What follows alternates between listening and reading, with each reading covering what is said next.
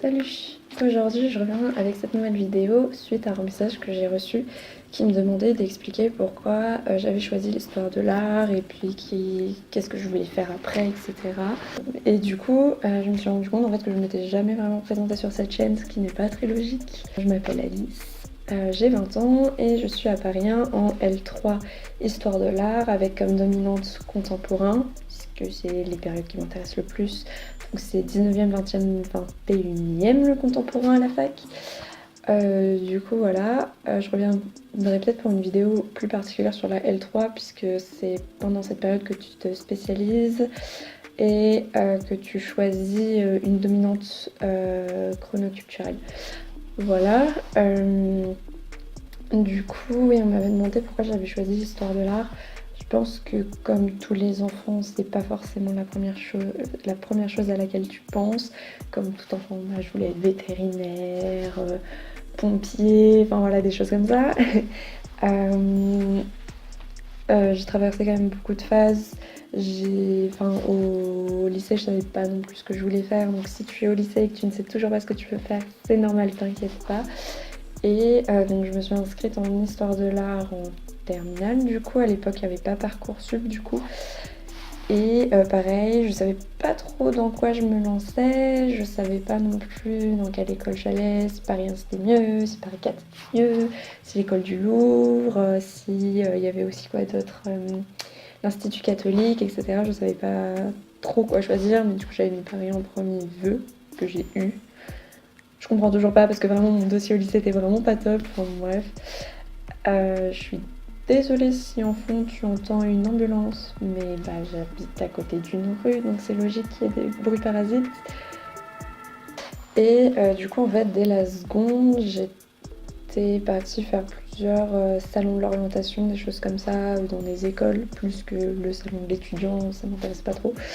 Et du coup, j'ai découvert qu'on pouvait faire une licence d'histoire de l'art, et en fait, ça m'a paru être un choix logique. Ça va être une phrase très bateau ce que je vais dire, mais depuis que je suis petite, mes parents m'ont toujours amenée au musée, faire des visites guidées, qu'on soit n'importe où en France ou à l'étranger. Et du coup, ça m'a donné envie d'en savoir plus en fait sur les œuvres tout simplement. Et du coup, de m'y intéresser carrément dans une licence. Voilà. Et au final, c'était un bon choix pour moi en tout cas. Du coup, voilà, donc tout simplement, je fais... Ah oui, du coup j'ai fait un bac ES et c'est pas grave, on s'est tapé d'autres bacs pour être en histoire de l'art. Franchement, il suffit juste d'avoir envie d'apprendre et d'en savoir plus quoi, sur l'art et la culture en gros. Du coup, je fais une AL1, etc. Et je me rends compte à ce moment-là que vraiment l'art asiatique, c'est ce que je préfère. Sauf que problème, dans la plupart des facultés en France, on ne fait pas d'histoire de l'art de l'Asie.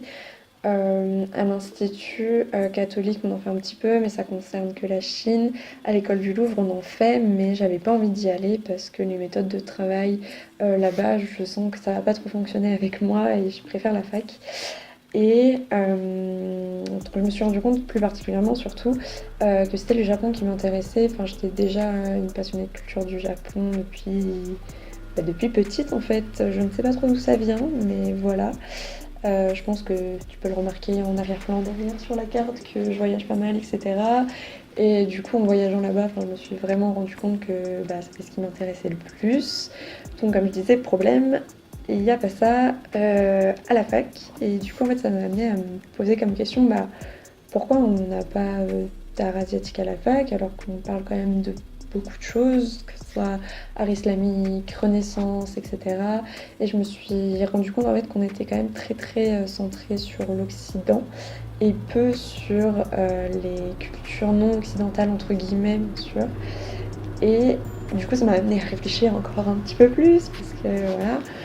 Et je me suis rendu compte que même au niveau des expositions en fait qu'on voyait ou des œuvres qui étaient présentées dans les collections permanentes des musées généraux, je parle pas par exemple Quai Branly qui est spécialisé dans tout ce qui est art premier ou musée Guimet dans l'art asiatique forcément, on n'en parlait pas tant et c'était pas vraiment quelque chose qui a été mis en avant. Et du coup, ça m'a donné envie de devenir commissaire d'expo et d'essayer en fait de faire découvrir des artistes, que ce soit asiatiques ou non, qui sont pas très connus du grand public et peut-être seulement, voire même peut-être pas des spécialistes.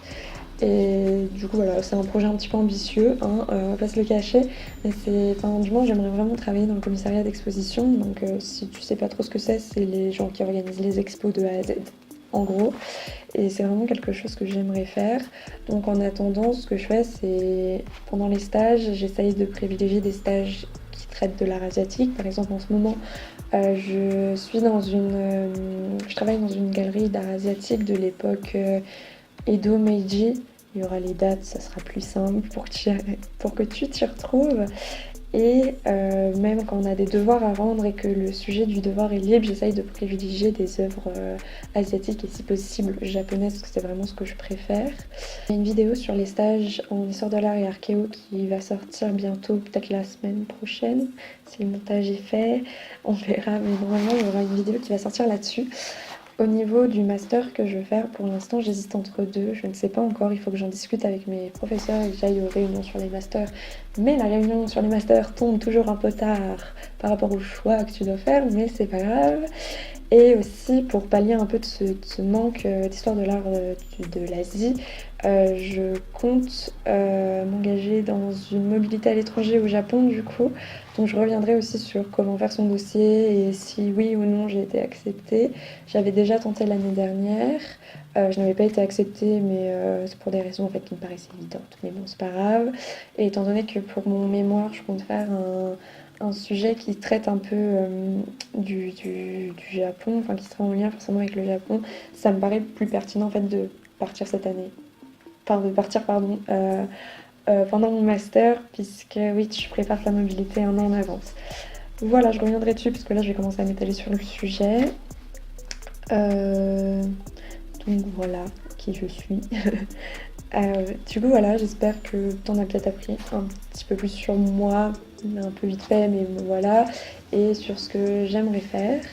Donc, si t'as des questions, n'hésite pas, je te laisse faire ça dans les commentaires, et je te retrouverai dans une prochaine vidéo. Salut!